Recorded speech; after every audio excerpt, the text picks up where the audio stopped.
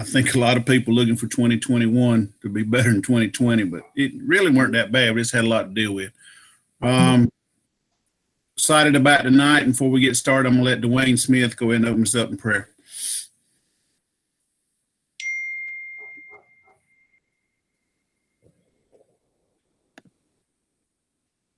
Dwayne, you got to unmute yourself.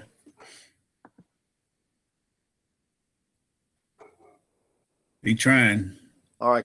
Right now. There you go. You're on. All right. Good evening, all. We'll go ahead and join together in prayer together. All right. Father God, we do thank you, Father, for this time of year that we can celebrate the birth of the Messiah. But also, Father, we thank you for this evening that we can gather together and that we can plan for the upcoming baseball season. And Father, we pray for all of those in leadership. And we pray for, Father, for all of our fellow umpires. And we pray that we would all be given your wisdom and your guidance. And we pray for the instructor tonight that you would give him clarity of thought. And also, Father, give us clarity of thought as well. And we thank you for all things. In the mighty name of Jesus, we pray. Amen. Thank you, Dwayne. And guys, I'm going to piggyback on Dwayne. We need to pray a lot. If you're a praying person, I think you need to pray a lot because we got a lot going on in this world right now. Just a few housekeeping things. Remember, if you hadn't registered on Dragonfly, you need to get on there and register. Once again, you've got to be on Dragonfly as well as the Arbiter account to receive games. I'll start putting schedules in probably the next week. Not this coming week, but the following week in January 2021. We've got about 20 schedules already. Once again, we met with Mark the other day, and he said, just be ready to adjust. And that's just what we've been doing since March. So just be ready.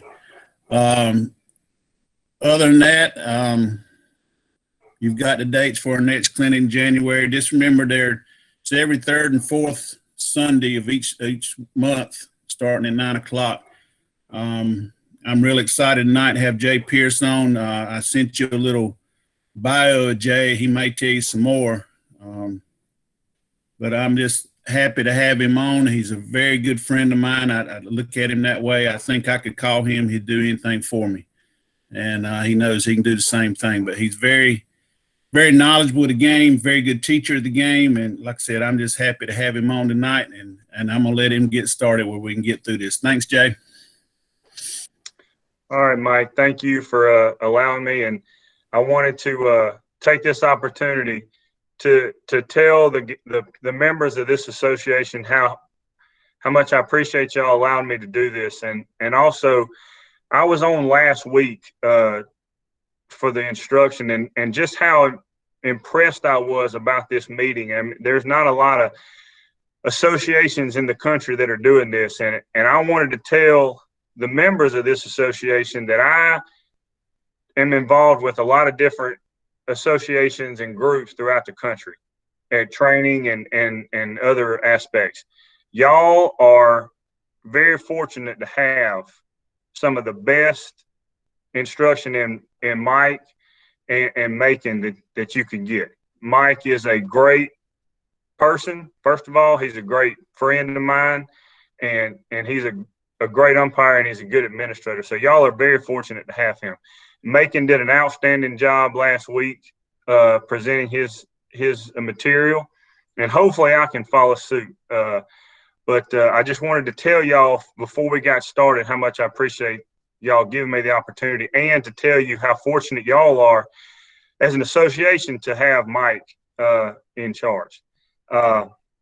Just to tell you a little bit more about myself, I teach at umpire school at the minor league school. I see Mr. Matthew Popkin on here. That was one of our students with when Macon went. So that was good to see you, Mr. Popkin.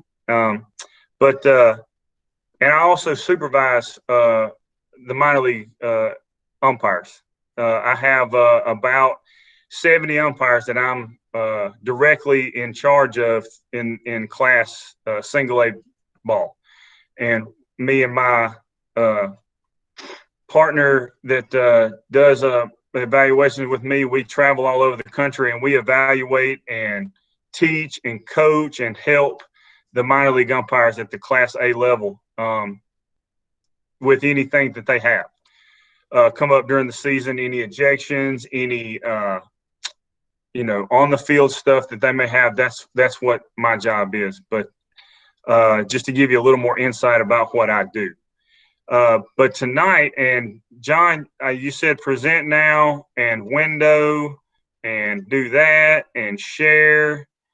And how's that? Perfect. If you go slideshow, then I can see everything. Slideshow, let's see. It's like view it like you're presenting it. Right now, we just see it as partial screen. I got you. Slideshow at the top, Jay. In the middle. Oh, there it is. And then view from the beginning. There you go. Now How's we're that? completely. You're looking good. All right. Well, I appreciate that. And y'all are also very lucky to have John to keep everybody straight on these calls. He did a very good job last week, and I appreciate that, the help. So let's just dive right in. What I want to talk to y'all tonight about is a couple of ideas and a couple of concepts that we've kind of done at the minor league level, and we kind of do it on a individual umpire basis. But I wanted to present this to y'all tonight because I think it gives umpires a different take on things. I think it gives umpires a different way of looking at it than most training classes that you would get. It's very individualized, and this things that we're going to talk about has to do with you and the crew. But the first thing I want to talk about is for the individual umpire, and then we'll talk about the crew, and then at the end I'm going to give y'all some common things that supervisors see throughout all levels of baseball, and you kind of get umpires when they work on the field, when they work all the time, they don't really get a sense of what the supervisor or what the person who is evaluating them, how they look at things and how they see things.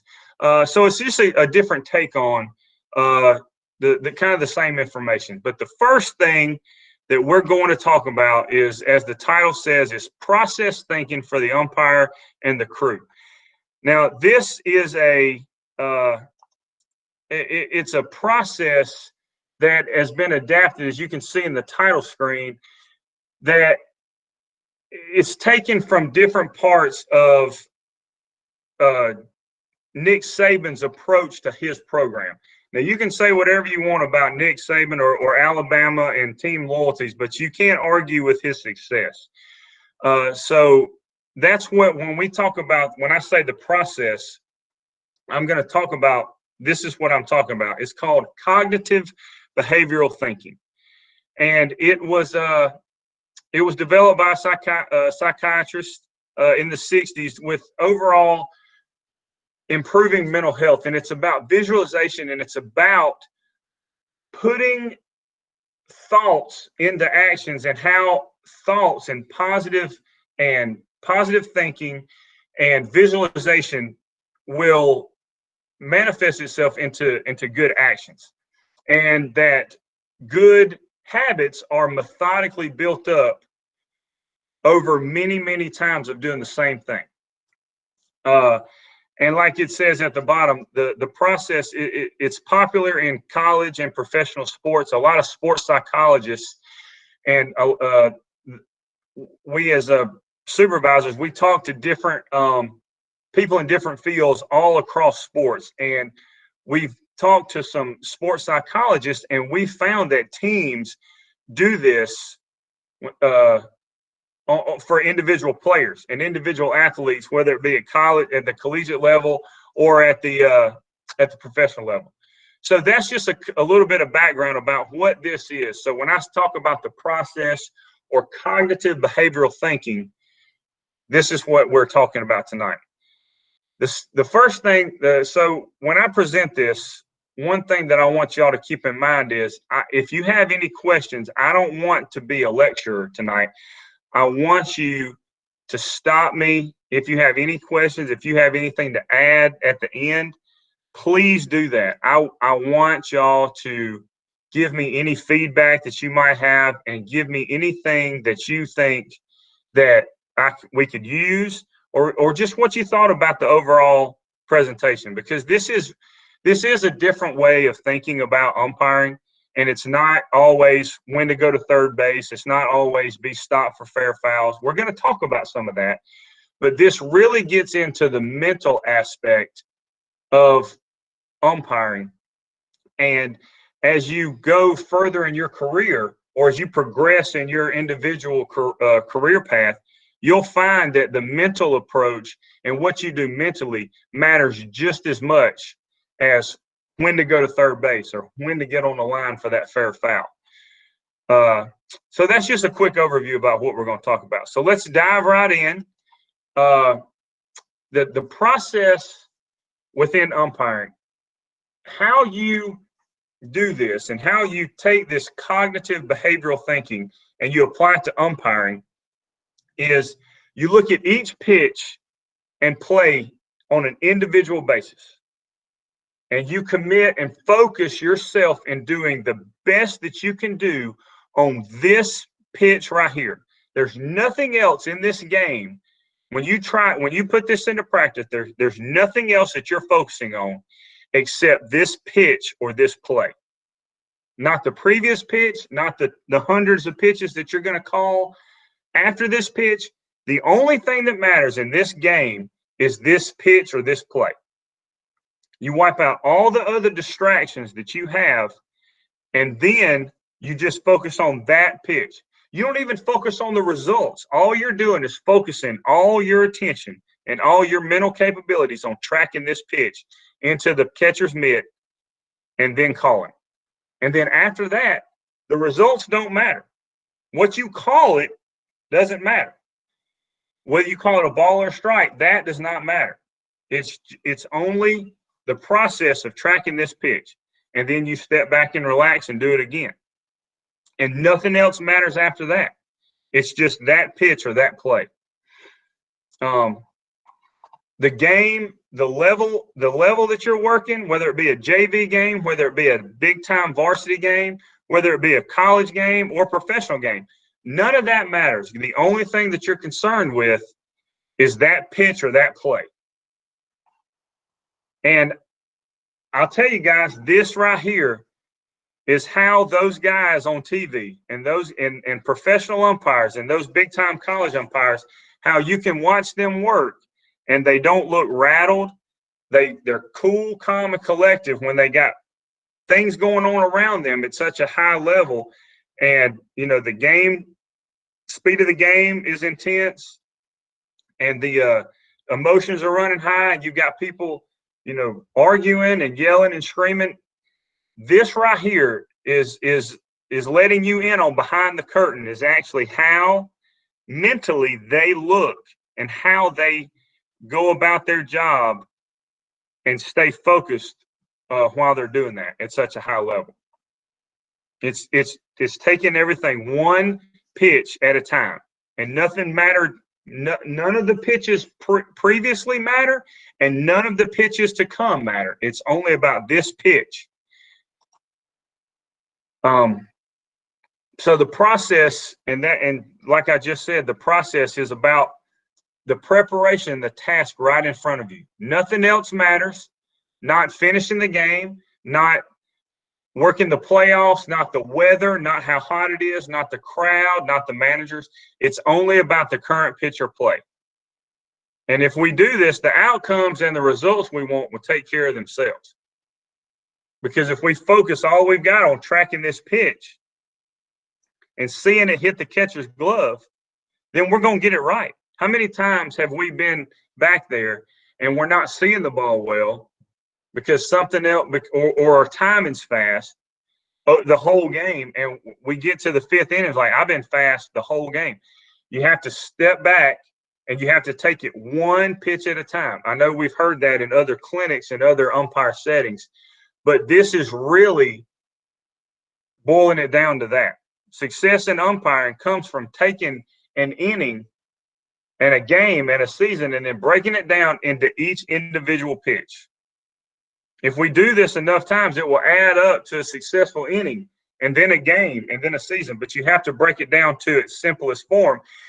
And that's why it works so well in football, is because, you know, football is broken up into plays, whistle to whistle. So the idea about it in football is that you do your assignment and your job to the best of your ability until you hear the whistle. And then you step back and then you do it again until you hear the whistle.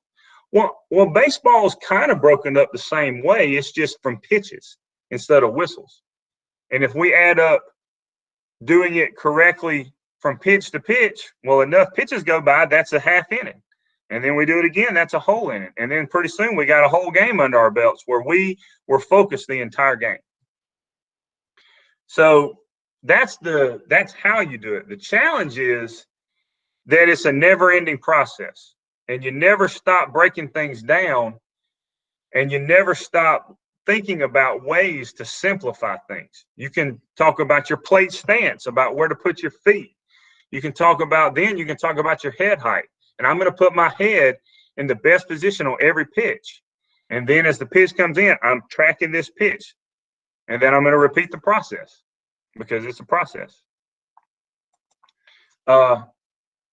This process about mental focus and mental intensity, it transitions into different parts of umpiring, into handling situations, and how you think during each pitch or play will determine the mental intensity in which you umpire. If you're thinking about the previous pitch that you think you missed and the pitch is coming in, well, guess what? You're probably going to miss that one too, because your mental focus is not on this pitch right here. It was on the pitch you think you missed. Or if you think your head height was high or too low in the previous pitch, you're thinking about it. Now you're not giving this next pitch its due, and you're not giving it the attention it requires. And if you're thinking about how hot it is, or how long this game's going, or how bad this pitcher is, then you're not giving this pitch that's about to come the mental focus that it requires. So, you know, this, as I said just a second ago about handling situations, this approach to this process you can do in handling situations. When you have a manager who comes out, you intently and you really focus on what he's saying, not what you're about to say, not the one-liner that you think is going to get him to go back to the dugout. If you intently focus on what he's saying and your response after that, that is taking this process and applying it to handling situations. I want to stop right here and ask, and I'd like there to be some questions, but does anybody have any questions so far about anything that we've talked about? I just want to give everybody an opportunity. If we don't, that's fine, but I just wanted to give anybody an opportunity to ask any questions if they had any. Okay. Well, we'll just keep going, but so the next one now, we've talked about the individual umpire, and now we're going to talk about this process as it relates to the crew.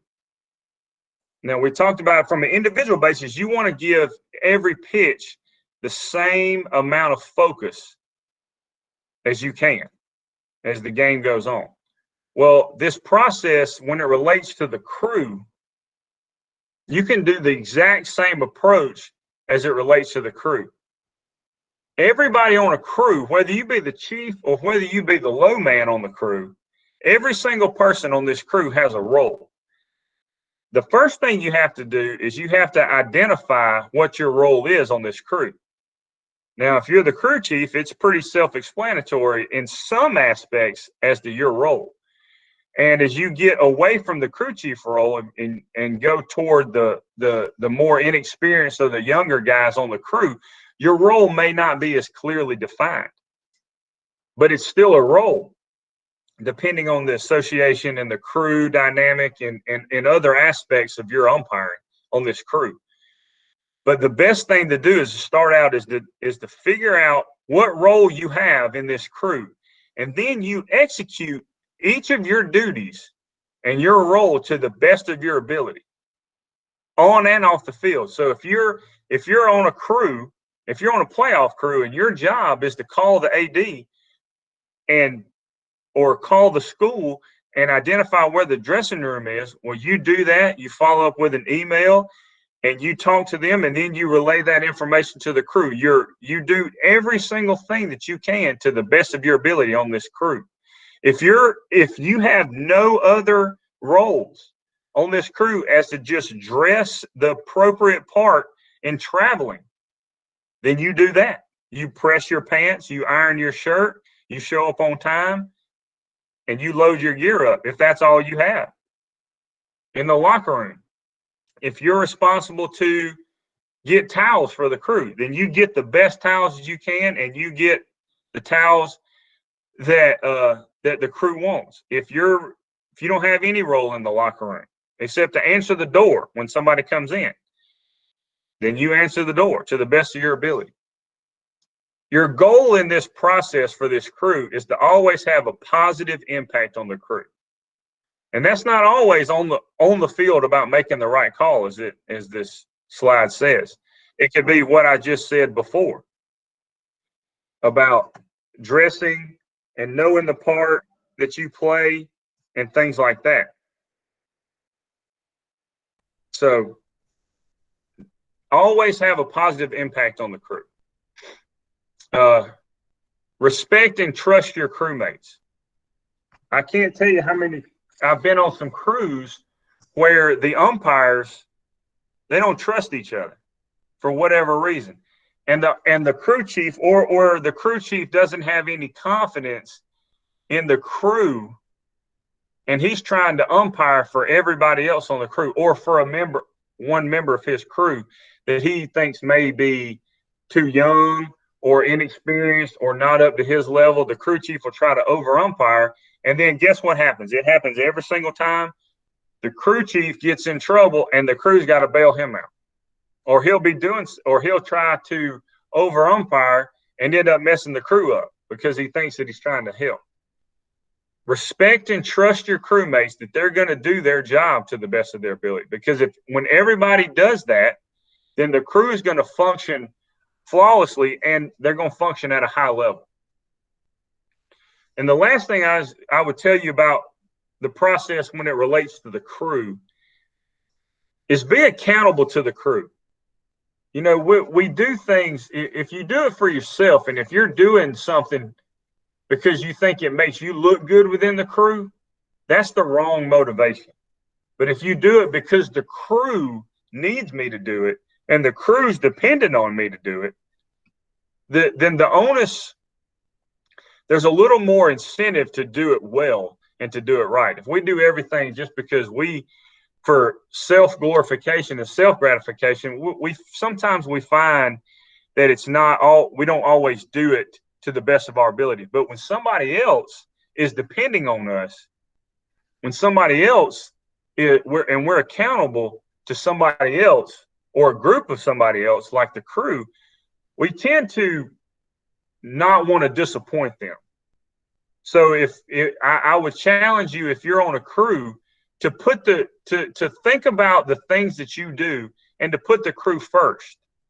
You know, you may not want to drive if you're meeting the crew, but if everybody else, you know, has a situation where they can't drive, you putting the crew first, you'll be like, guys, I'll drive, everybody hop in with me. Or a restaurant, you know, you may want to eat at a certain restaurant, but everybody else wants to eat at another restaurant. Well, that is putting the crew first, and you'll say, no problem, we'll go here. And I understand that this stuff is not, you don't think about it very much, and it's not something that we talk about at the high school or college level, but these kind of things matter when you don't think they do. And they matter, and they become issues when it's too late to fix them. So if you go into your season, or if you go into your series or your game with these approaches and these mindsets, I think you'll find that you'll have a better time. It'll be more fun, and you'll have a better experience if you do some of these things on an individual basis and as on a crew, looking at it from a crew standpoint. You know, we've, as this thing says right here, we've never had one individual that makes a great crew. So a crew is never made up of one guy, but we can have one individual who disrupts the crew by making decisions that put themselves before the crew. I mean, you don't have to have umpired very long to know an example of somebody who puts themselves before the crew, both on and off the field.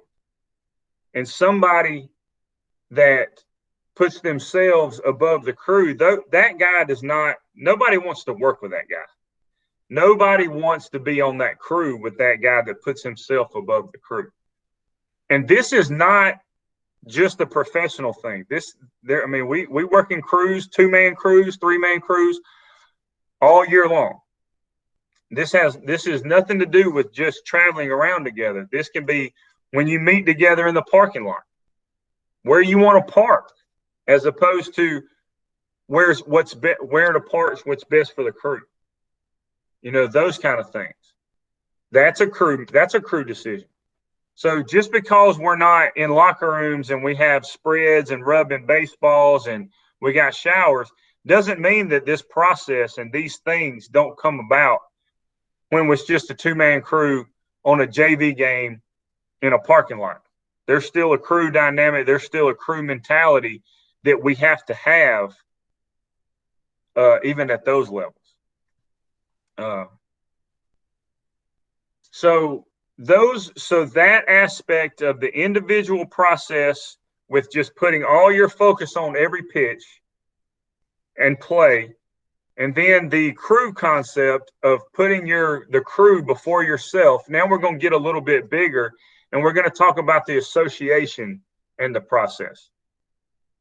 In any association, I'll tell you what, this is very easy to do because you've got good leadership with Mike. But I put this in here because, you know, you might be a member of different associations, and you might be able to take this and share it with an association that may not have the best dynamic, and it may resonate with them. But so that's why I put this in here. But the goal of every association is to create an atmosphere so everybody has an opportunity to succeed. Any association should want all their umpires to be the best umpires they can be.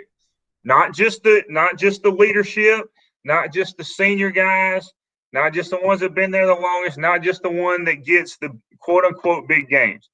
The association should want every single umpire to individually be the best umpire they can be and the best person they can be. The association should want that for every member to be the best umpire and person that they can be during the time that they're with this association. The association should want you to be successful in life and in umpiring. But the onus is also on the individual umpire.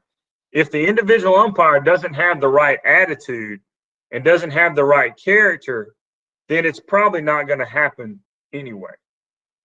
But I just challenge each individual umpire, if you take that crew mentality, take that individual mentality for the process and apply it to your other umpires in the association, so everybody's going in the same direction, so everybody can benefit from everybody's knowledge.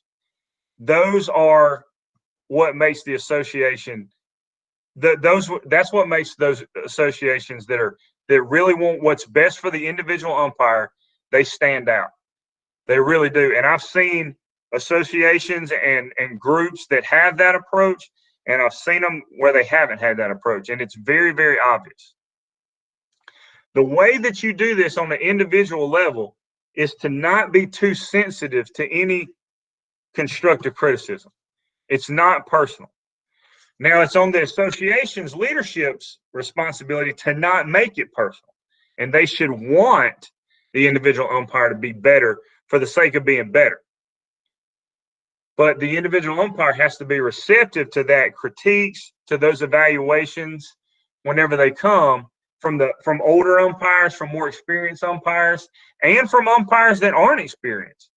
You know, older umpires and more experienced umpires can learn too. Just because they've been around longer doesn't mean they automatically know it all. So, you know, those older guys in a leadership role, we have to be ready to take some feedback as well and not just give it out all the time. And when you're sitting at the car, don't just say for the sake of saying, hey, you got anything for me? You should say that, but want them to actually say something. And then when they do say something, don't alibi and give a bunch of reasons why you did what you did. Take it and learn from it. So that's the association approach to this process, about putting all of the onus, not putting all the onus on the leadership to make the association better, because the association is a group of people, and if everybody's moving in the same direction, then it's a lot easier. So that is the end of the presentation about that way of thinking. So now I want to switch gears a little bit and talk to you about some tips and advice that, as a supervisor, I've seen umpires do, and I've seen umpires not do. And then I've talked about how to be evaluated and some things that will make an evaluation go easier for the umpire.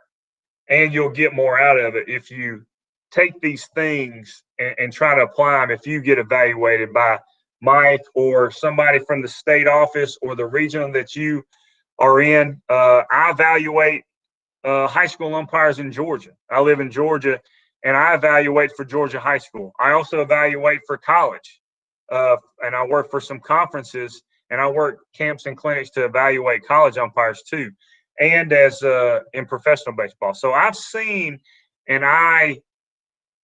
all levels, and I've evaluated umpires at all levels, and I've worked at all these levels as well. So these tips and these things that I'm going to give you are they're kind of universal.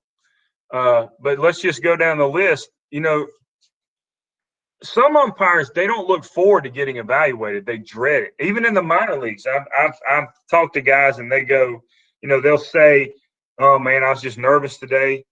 You want to try to not be that way. And I understand that nobody, whether it doesn't matter what you do for a living. Nobody wants their boss to come watch them work. And I get that. But if you don't look at it that way, and you look at it as, this is an opportunity for me to get better, and you want to look forward to those opportunities, and you want to have a positive outlook when those opportunities present themselves. So go in with a good attitude. You know, something good will come out of every evaluation. It may be the something good is, I don't want to do that anymore, or that won't work for me, so I'm not going to do that. That's something good, because you know that I'm not going to do that.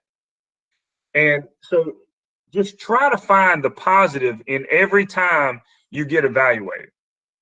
And that evaluator needs to try to find something for you to build on, but that's the evaluator's job to do that. The next thing is, you must be honest with yourself. You know, you can't have a game or work a game and get evaluated, and the evaluator or the supervisor give you a list of things to work on, and you explain every single one of those away, or come up with an excuse, or even just say, no, I didn't do that. So you have to be honest with yourself. So some of this is the evaluator doing his job correctly, but it's also the umpire doing their job correctly, and doing their job is being honest with themselves. take notes. I encourage each and every umpire that I see, that I work with, to write down some of the things that I give them.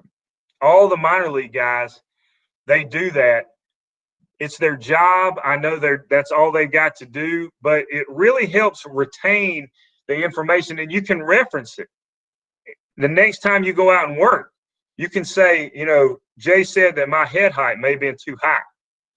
So before you work your next plate job, look at that list of things and maybe pick one of those things, just one, to go out there and work on. And before you know it, your head height will get better. Then you can move on to the next thing. And then you just tick those off. And before you know it, we're making some progress. So those are just a couple of ways that I have seen evaluations. If the umpire will do these things, they'll go better, and they'll be more beneficial for the umpire. The next one that I do, because I work a lot of camps and I work a lot of clinics, and I see a lot of umpires that don't have a very good approach to camps and clinics. And you may not have, and you may have started tonight, or you may have started this process and not had a very good outlook on these things. But here's some things that I've seen that will help with that. The first thing is that to be honest with everybody, is almost every single job that someone has, you learn after you get hired. There's not very many jobs out there that once you get hired, that's just it, and you're good, and you don't have any more continuing education. That is almost never the case. It doesn't matter if it's a safety video that you're sitting in the shop watching, or if it's a course, a seminar that you have to travel and go to and see a lecture, and everything in between. Every single job has that. And umpiring should be no different. So everybody is going to have to continue their education as umpires. So you should look forward to it. It should be looked at as a time to get better, to improve, to find new tricks, new ways of looking at things, because they're there at every single job. As I said before, we can take away a positive and a negative out of everything. The positive may be, the only positive thing that you may get out of a camp or a clinic is I now know a way not to do something. I mean, how many times have you heard somebody give a talk at a clinic, give a talk at a camp, and you say to yourself, well, that is never going to happen. I'm never going to do that. That won't work for me. That's fine. That's no problem. You now know a way that you don't want to do something. That is one thing that you learned at this camp or clinic. I would encourage you not to think that way, but if that's the only thing that we can take away from a camp or clinic, then that's the only positive we got. A lot of guys, when I teach, I'll have a critique, they get upset.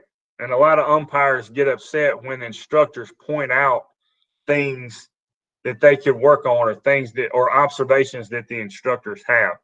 And I'll just encourage you to think about the instructor's there. His only job is to look at what you give and what you're doing, and to make critiques about what you're doing to get you better. That's his only job. You're not going to get any better if he watches you do a game or a rep or an inning and he has nothing for you. It didn't benefit you.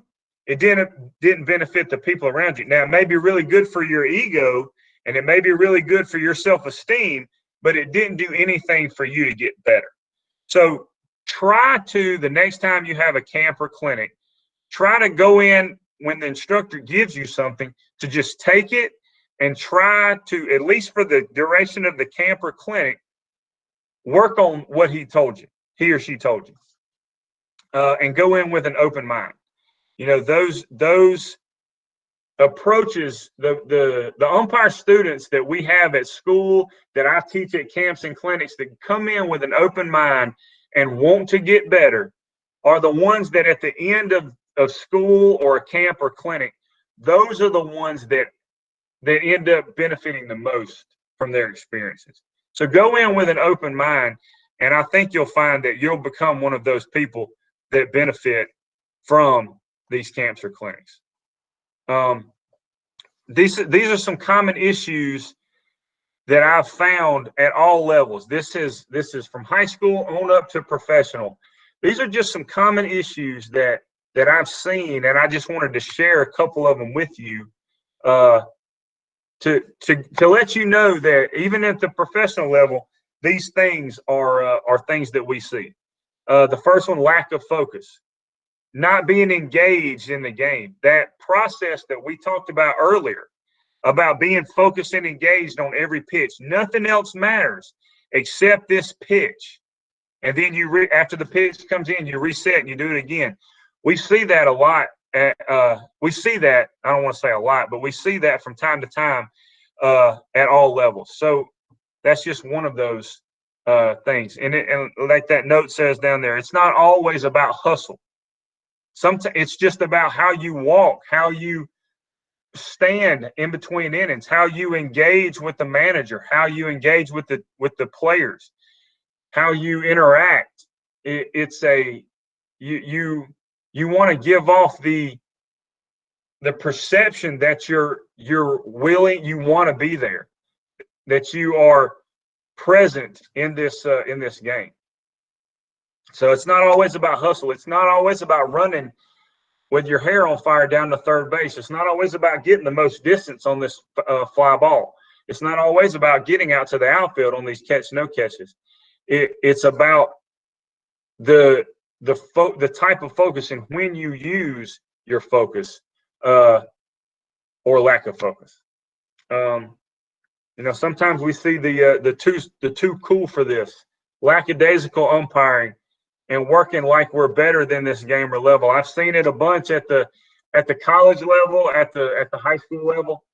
The varsity umpire or the Division I umpire that's down working the JV game or the junior college game, and you can tell that he has no desire to be there.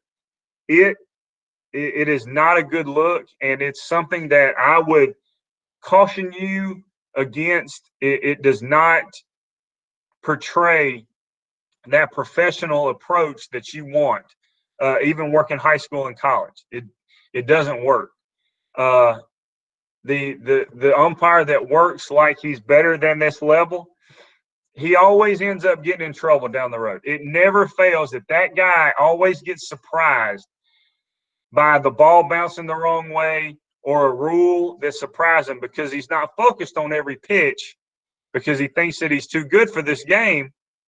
And maybe he is for this game and maybe he is for the next game. But one day the ball is going to bounce the wrong way, and that umpire is going to get caught, and he's going to not be good enough for this game. He's actually going to go below this. So I would just encourage you to not take each game as I'm here, I'm the umpire, I'm going to focus on every single pitch, and I'm going to work my games that way. Just a couple of actually nuts and bolts types of things is spot umpiring. Mike and I talk a lot about instincts and umpiring, and going to a spot and not knowing why you're there is the opposite of instinctual umpiring. The example I give right here, pop up in foul territory off the line, but not near a dugout. The guys that have no instincts will either go all the way to the dugout or they'll stay on the line. One of the two. The ball will be over there near the fence and they'll be on the line. Or the ball will be right on the line and they'll just take off for the fence because they think it's a pop-up. And just because it's a pop-up, they think that they need to go near the backstop. But the ball will be caught or touched right on the fair foul line instead of reading the play. So that's just one example of spot umpiring, where you just run into a spot and hoping for the best instead of just reading the play and letting the ball tell you where to go. Not being stopped. I see a lot of guys at levels, professional, and they think that they got to run everywhere, and they think that they got to run all over the place for no reason. Well, if you're working the bases and you're working first base and there's a ball hit the right field and it's a diving catch and you're running out there toward this catch, no catch, and then you continue to run as the player dives and as the player touches the ball near the ground and you're still running. Now, you may end up being right beside this player, this catch, no catch, but you did not do the crew any good by running out there and running the whole time. The crew does not care how close you get to this catch, no catch. It cares if you're stopped, if you're focused on it, if you're looking at it, but the crew wants you to be stopped so you can see this catch, no catch. If you call it a catch and the manager comes out and says, hey, I think he trapped that, and you bring the crew together, the crew is not going to care how close you got to this catch. You're not going to be able to come in and say, did y'all see how close I got to this catch, no catch? Man, I was right on top of it. Because guess what? You're still in a crew consultation, so it doesn't matter how close you were. The crew needed to stop still for this catch, no catch. And then on the crew consultation side of things, not having information for the crew.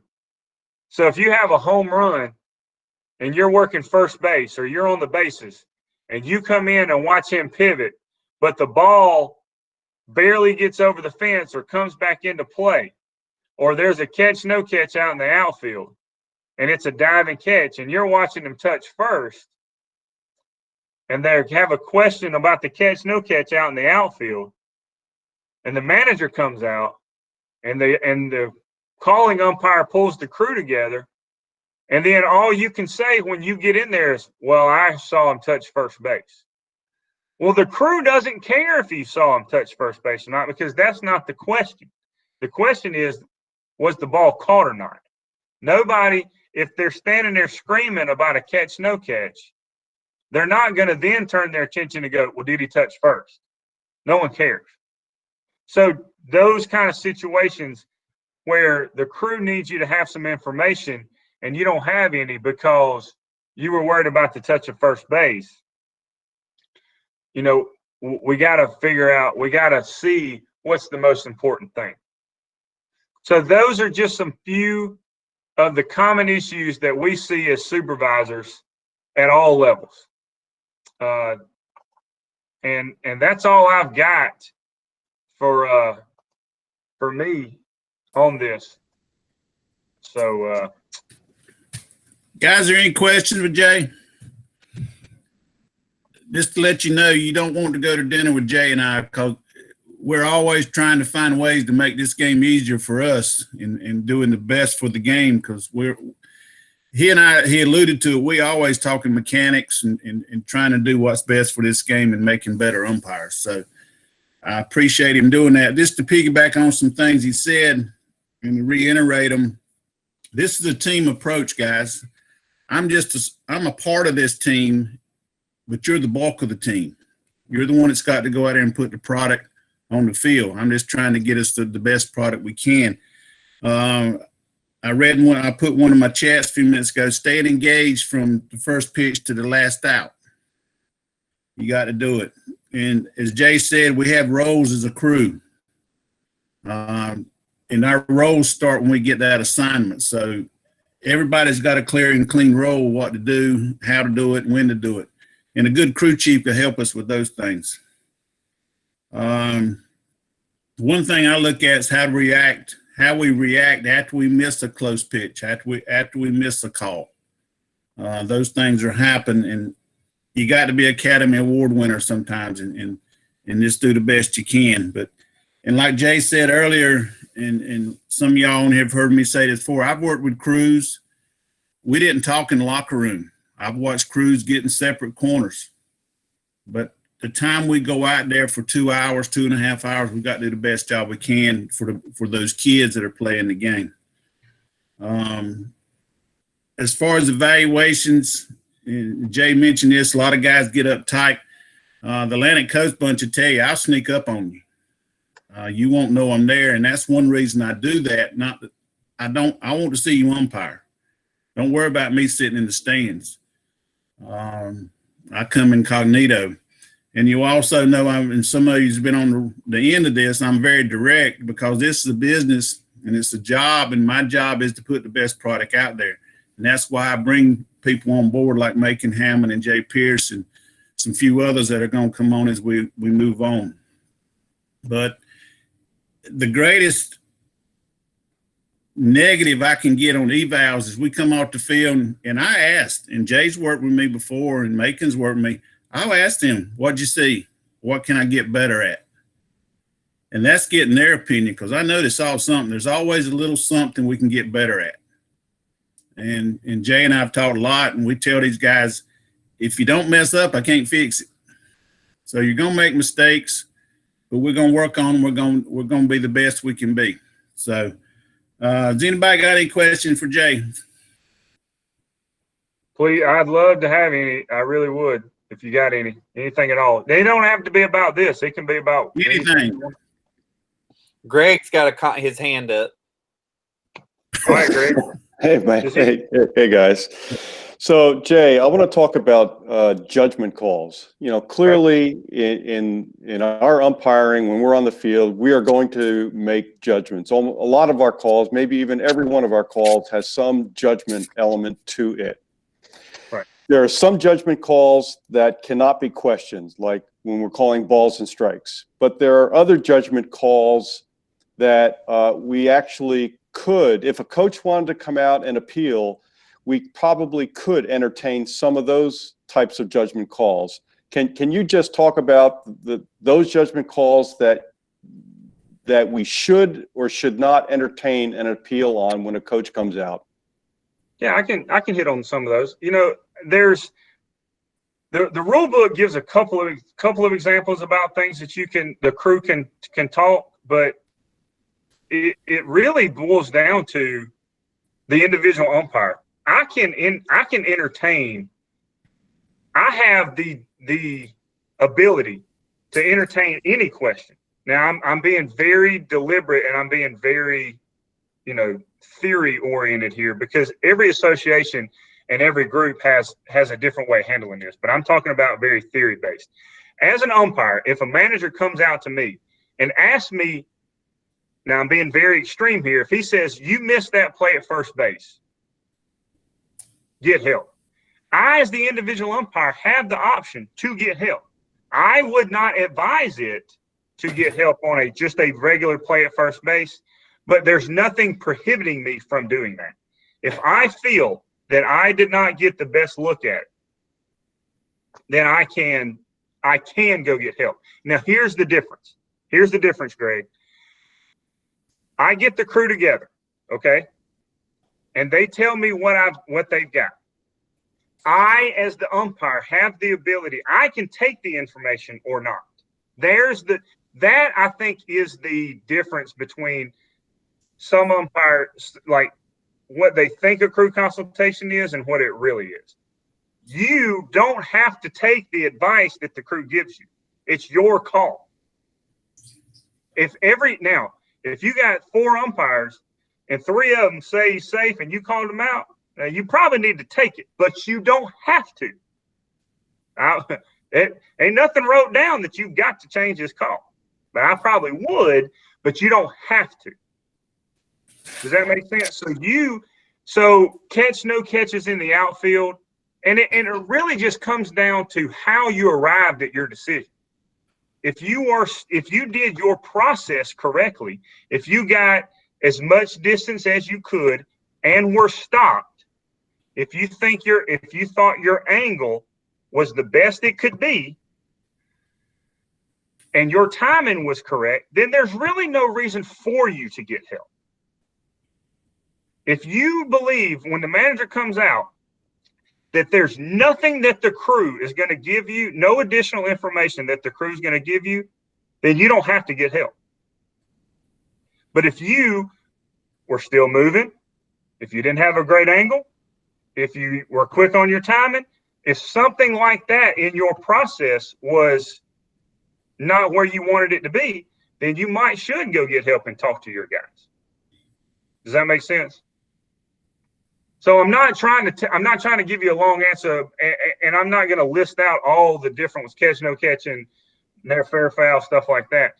But that's how things in professional baseball and in the big leagues, crew consultation or not. Did this umpire think that he had the best look? And if the answer to that is yeah, he's not getting help. So, and one other thing I will say on this, if you've got to play at first base and it's a swipe tag, okay? So you got to play at first base and it's a swipe tag, and you point to the runner and say, on the tag, he's out, do not get help.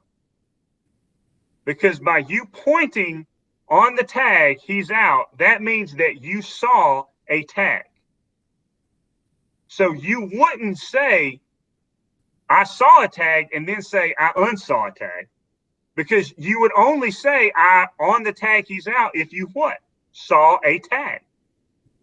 So either do this. Don't point at it and say on the tag, or just say out. Or I wouldn't say out, because you wouldn't have said out if you didn't see a tag. So if you say on the tag, he's out, and then go get help, that's one that you probably messed up. Does that make sense? All right. Thank you. Absolutely. It's a good question. Telephone. Anybody else? All right.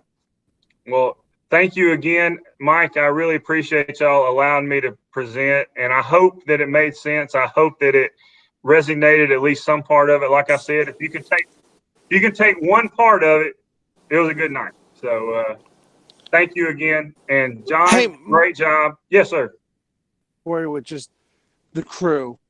Mm-hmm. There'll be instances where a coach is looking at the base umpire for a complaint about your partner. Okay. How do you all handle that to defend your partner and preventative umpiring, whether they're not agreeing with the strike zone or a couple of calls, and they're looking at you and asking questions about what's going on back there? How do you handle that? Well, in a professional setting, in professional baseball, that's really not done, because the managers know, and in college, it's done at the lower level in college. But most of the time that's not done, because the managers have been trained and the managers know the way the things go. I can't do anything about that. That's a situation between you and that plate umpire if it's about strike zone, or you and that base umpire if it's about a couple of calls. So it's really not done. That doesn't really get scripted out and played out in professional baseball. But at the high school level, obviously it's done all the time. And I would say that you could just say, look, you're going to have to go down there. If you have a complaint, or if you want to talk to him about something, then go talk to him. There's really nothing that I can do. And politely say that. But if he's just looking at you funny, if he's just the third base coach and he's just looking or he's throwing his hands up, then you can choose to address that or not. Or if he's the first base coach and every time your guy calls a strike, he's looking back at you, you can either choose to ignore that or choose to address it. It depends on how you handle situations. If you're pretty aggressive, then you're probably going to be more inclined to address it. If you're not, then you're probably not going to address it. But it kind of just comes down to, there's really you're not throwing your partner under the bus. There's no professionalism there with you choosing to ignore it, because he's not making it an issue. If he's just being demonstrative as a coach and he's just trying to be the center of attention and he's not saying anything, then just let him throw his hands up. But if he starts addressing you, then obviously you have to address him and say, look, I don't know what you want me to do. He called the pitch. So you have to talk to him. So does that make sense? Yeah, no, I appreciate that. I've been Sure. on both sides of it. You know, I'll make a call, and in between innings, you can see the coach go out to my partner and ask him about the call that I made, and vice versa. I've seen it on both sides. So yes, no, I appreciate that. Yeah, if he comes out to you, or if it's a young umpire and he doesn't know what to do after the game, you say, look, you stop him right there and say, no, I can't talk to you about this because I didn't do it. I don't have any information to give you about why he made this call because I didn't make the call. So you could say it like that. If he's a young umpire, you can coach him up at the car, coach him up in the locker room. If he's an old umpire, you might have to coach him up then too. So I want to make sure I'm sticking up for my partner if they're talking about him, about something, while also, again, not getting in the way. Well, if you stop him and then he says, God, he's terrible. Say, whoa. See, that's a different thing. That's different though. He's now took the conversation from talking to the wrong umpire to now becomes a situation that you have to handle. If he's just talking to the wrong umpire and he's like, yeah, but that wasn't a strike. Like, I didn't make the call. Well, he's terrible. Whoa. And just stop him right there and say, hang on, look, go talk to him, but we can't have this conversation. And just stop it right there. And politely tell him that you as the umpire have to make the distinction between him going to the wrong person and then him talking about your partner. And as soon as it goes from him talking to the wrong person to the manager talking about the crew and about your partner, and it becomes a situation, you got to stop it right there. Does that make sense? Is that better? You got to take care of the crew. That's the bottom line. Yeah. And I know where you're coming from, Mike. I mean, we've both been on the end of it. You know, you just got to come up with the right verbiage and tell him, look, we're doing the best we can do right now to give him at the moment. So, but you have to make that distinction to the manager. Okay, look, I was going to entertain this if you were just talking to the wrong person, and I was going to tell you that, look, that's him. But now you've said he's terrible or he's been terrible all night. Now it becomes something that I have to address, and that's a different dialogue. So, anybody else?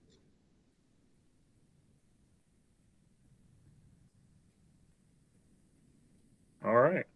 Well, again, guys. I can't tell you how much I appreciate y'all letting me come, and Mike's gonna keep sending me the invite, so I'm gonna be on as many of these as I can. And if you see I'm on, you know, we can talk. I do this for a living, so we can talk umpiring as much as you want. So anyway, but thank you again, John. You did a great job tonight, keeping all these rowdy folks in check. Mike, thank you very much. Thank you, Jay. I really do appreciate it. And I know you and I be talking. We talk quite a bit. Absolutely. But, guys, I hope you do thank Jay. He's very knowledgeable of the game. I'm glad to have him on board with us. He was willing to come on. And like he said, he's going to be on most of our virtual clinics. And hopefully we can get him down. And we've planned twice to have him down here on the weekend. And we've had hurricanes come through. Yeah, once it was a hurricane, once it was a pandemic. So we're trying to get all the natural disasters out of the way so they can come. So hopefully we can get him down here and maybe I know we got a couple weekends planned for on-field stuff in Fayetteville. So maybe we can get him down here one of those weekends. But I wish everybody a happy new year. We'll see you in 2021. Remember, the next one I'll send out some reminders. If you got any questions or anything you want us to go over in the future, we've got